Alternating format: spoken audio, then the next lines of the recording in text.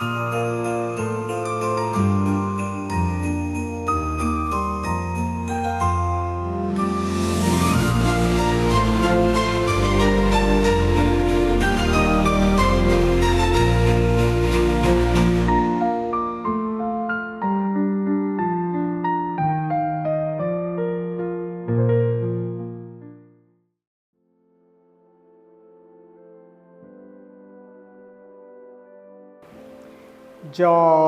ଯୀଶୁ। ପ୍ରଭୁ ଯୀଶୁ ଖ୍ରୀଷ୍ଟଙ୍କଠାରେ ମୋର ଅତି ପ୍ରିୟ ଭାଇ ଭଉଣୀମାନେ ସମସ୍ତେ କେମିତି ଅଛନ୍ତି? ଭଲରେ ରହନ୍ତୁ।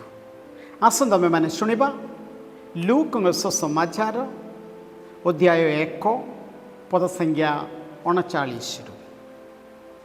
ସେ ଦିନମାନଙ୍କରେ ମାରିଆ ଜୁଦେୟାର ପାର୍ବତୀ ଅଞ୍ଚଳର ଏକ ସହରକୁ ଯିବା ପାଇଁ ଶୀଘ୍ର ବାହାରିଲେ। ସେ ସେଠାରେ ଜକରିୟାଙ୍କ ଗୃହରେ ପ୍ରବେଶ କରି ଏଲିଜାବେଥଙ୍କୁ ଅଭିବାଦନ ଜଣାଇଲେ। ଏଲିଜାବେଥ ମାରିଆଙ୍କ ଅଭିବାଦନ ଶୁଣିବା ମାତ୍ର ଶିଶୁ ତାଙ୍କ ଗର୍ଭରେ ନାଚି ଉଠିଲା ଏବଂ ଏଲିଜାବେଥ ପବିତ୍ର ଆତ୍ମାରେ ପରିପୂର୍ଣ୍ଣ ହେଲେ। ସେ ଉଚ୍ଚସ୍ୱରରେ କହିଲେ, ନାରୀମାନଙ୍କ ମଧ୍ୟରେ ତୁମେ ଧନ୍ୟ ଏବଂ ଧନ୍ୟ ତୁମର ଗର୍ଭର ଫଳ। କୁମାରୀ ମାରିଆଙ୍କର ପ୍ରତ୍ୟୁତ୍ତର ବାକ୍ୟ 44।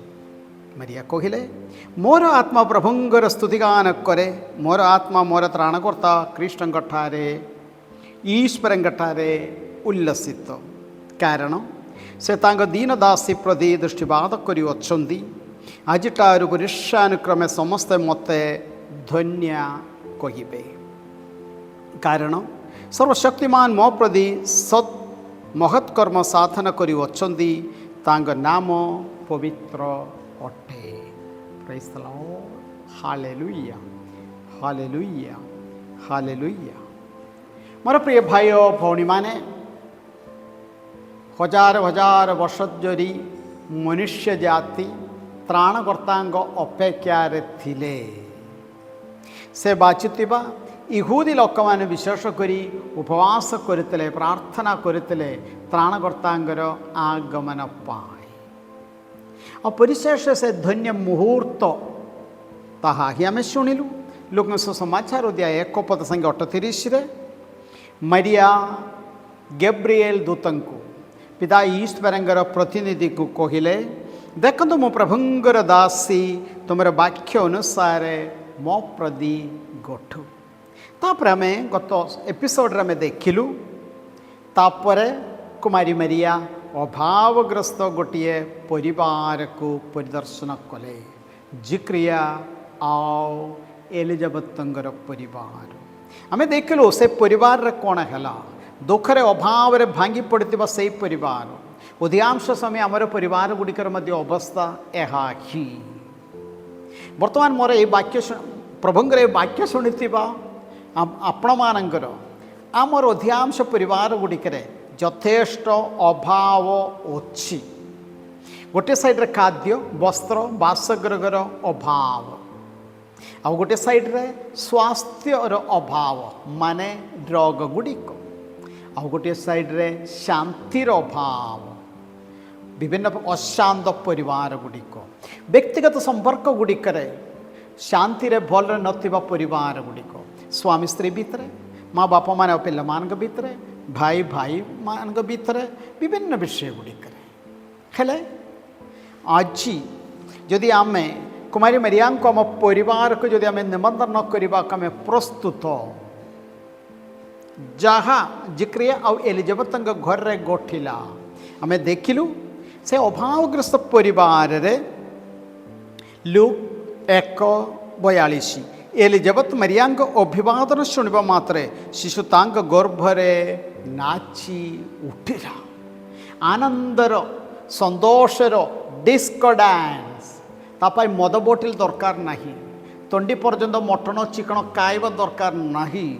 ଏତିକି ଯଦି ଆମେ କରିବାକୁ ଯଦି ଆମେ ପ୍ରସ୍ତୁତ, ଆମ ପରିବାର ଗୁଡ଼ିକରେ ମଧ୍ୟ ନିଶ୍ଚୟ ଆନନ୍ଦର, ସନ୍ତୋଷର ଡିସ୍କୋ ଡ୍ୟାନ୍ସ ହେବ।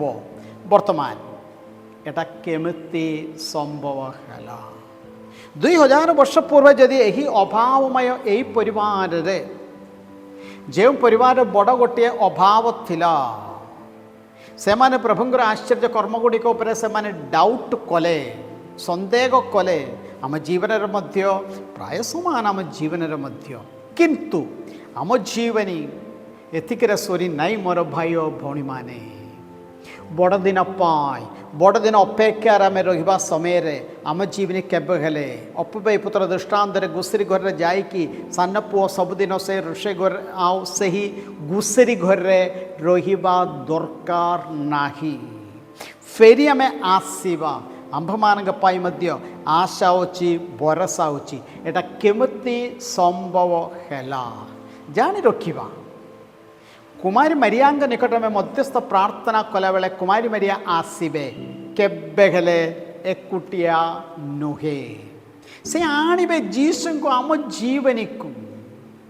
ହେଲେ ମାନବ ଇତିହାସର ପ୍ରଥମ ୟୁକାରିଷ୍ଟିକ୍ ପ୍ରସେସନ୍, ମାନବ ଇତିହାସର ପ୍ରଥମ ୟୁକାରିଷ୍ଟିକ୍ ଦିବ୍ୟ ପ୍ରସାଦର ପ୍ରସେସନ୍ ଆକା ସେଇଠି ହେଲା। ତେଣୁ ସେଇଠି ଆଶ୍ଚର୍ଯ୍ୟ କର୍ମଗୁଡ଼ିକ ହେଲା। କ'ଣ ପାଇଁ? ସଦାପ୍ରଭୁ ପବିତ୍ର ବଳି ଦିବ୍ୟ ଯଜ୍ଞ ସ୍ଥାପନ କଲେ। ପବିତ୍ର ବଳିରେ ଯୋଗ ଦେଇକି, ବିଶେଷ କରି ଯେଉଁମାନେ ପାପ ଅବସ୍ଥାରେ ସବୁ ଥିବା ସମୟ ଗୁଡ଼ିକରେ ଉତ୍ତମ ଭଲ ଗୋଟେ ପାପ ସ୍ୱୀକାର କରି ପବିତ୍ର ବଳିରେ ଯୋଗ ଦେଇକି ଯୀଶୁଙ୍କୁ ଗ୍ରହଣ କଲା ପରେ ସେ ଯୀଶୁଙ୍କ ସଙ୍ଗେ ଆମେ ଯିବା ଦରକାର। କୁଆଡ଼େ? ନିଜର ପରିବାରକୁ, ସାହିକୁ।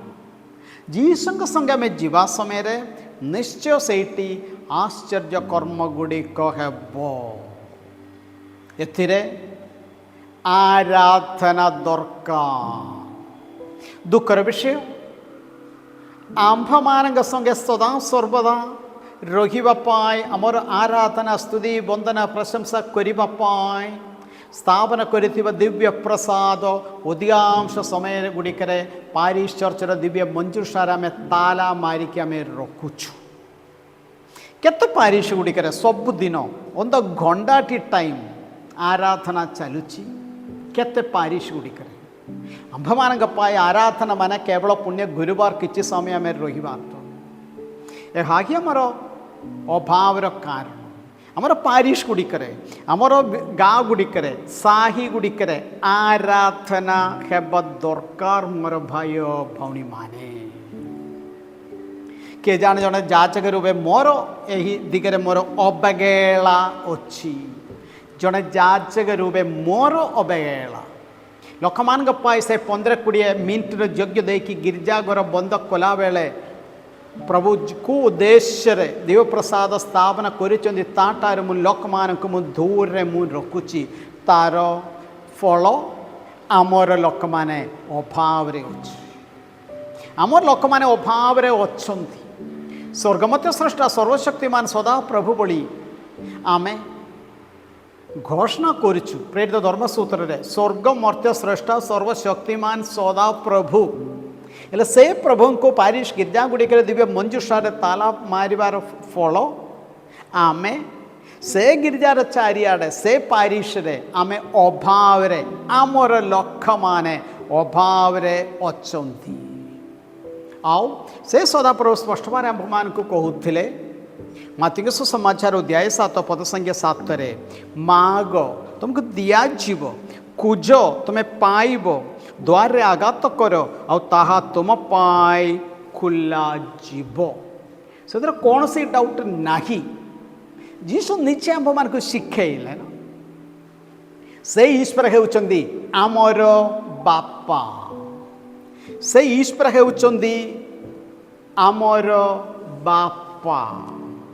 ଯଦି ସେ ହେଉଛନ୍ତି ଆମର ବାପା, ଆମେ ତାଙ୍କର ସନ୍ତାନଗଣ, କାହିଁକି ଆମେ ସେ ପ୍ରଭୁଙ୍କ ନିକଟରେ ଆମର ବିଭିନ୍ନ ଆବଶ୍ୟକତା ଗୁଡ଼ିକ ଲାଗି ଆମେ ପ୍ରାର୍ଥନା କରିବା ନାହିଁ? ମାର୍କୋ ସୁସମାଚାର ଅଧ୍ୟାୟ 6 ପଦ ସଂଖ୍ୟା 9, ଯୀଶୁ ନିଜେ ଆମ୍ଭମାନଙ୍କୁ ଶିଖେଇଲେ, ଅତଏବ ତୁମେ ଏହିପରି ପ୍ରାର୍ଥନା କର, ହେ ଆମ୍ଭମାନଙ୍କର ସ୍ୱର୍ଗସ୍ଥ ପିତା। ବାପାଙ୍କ ନିକଟରେ ଦିନ ରାତି ଆମେ ଓଳି କଲାବେଳେ ବାପା କ'ଣ ଆମର ପ୍ରାର୍ଥନା ଶୁଣିବେ ନାହିଁ? ନିଶ୍ଚୟ ସେ ଶୁଣିବେ। किंतु आमको सेमतिकार गोटे आटिट्यूड मनोभाव आम को दरकार। लूक 1:45 एलिजाबेथ कुमारी मरिया को देइतिबा से सर्टिफिकेट धन्य सही नारी जे विश्वास कले जे प्रभु ताकू जहाँ कहउचंदी ताहा सफल हेब। विश्वास करबा दरकार। हेले प्रासादिक जीशंकर चरण तले बसी कुमारी मरियांगर जो प्रकार से विश्वास थिला से विश्वास रे आ ईश्वर निजे पुरातन नियम जर्मया 29:11 कहते तुम पाई मोर गोटे योजना अच्छी केबे हेले तुमर विनाश पाए नुह किंतु तुमर मंगल पाए तुमको गोटे उज्जवल भविष्य देवाई से विश्वास रे से सदा प्रभु चरण तले आम बसवा आराधना रे निश्चय यही बड़ दिन ठारू आम गोटे निष्पत्ति नेबा जेतिके सबुदिन किछि समय मु प्रासादिक जीशंक चरण तले मु बसबी। आपण माने देखिबे आपण मान जीवन रे निश्चय सदा प्रभु यथेष्ट अनुग्रह आशीर्वाद गुड़िक आपण मान जीवन रे सदा प्रभु ढाली देवे। आसंतु प्रार्थना करिबा। धन्य धन्य प्रभु परमेश्वर तुम दया स्नेह प्रेम ममता पाए धन्यवाद दौछु। करुणामय प्रभु परमेश्वर कुमारी मरिया जमती जीशुंक संगे जिक्रिया आ एलिजाबेथ घर को गले प्रभु प्रथम से जीशु को निजर भीतर को ग्रहण करने से जीशु संगे आमर भावग्रस्त भाई भौणी मान निकट को जावाई प्रासादिक जीशु चरण तले बसी आराधना करने से अनुग्रह से आशीर्वाद आम प्रत्येक जन को दे दियंतु प्रभु। करुणामय प्रभु परमेश्वर वर्तमान प्रार्थना प्रत्येक जन आमर भाई भौणी मान को आशीर्वाद करंतु प्रभु। पवित्र बलिवेदी संगे प्रासादिक जीशु संगे भले गोटे संपर्क रही आमर प्रत्येक जन भाई भौणी मान को आशीर्वाद करंतु। सर्वशक्तिमान परमेश्वर पिता और पुत्र एवं पवित्र आत्मा आपण मान को आशीर्वाद करंतु। आमेन। समस्त को जय जीशु।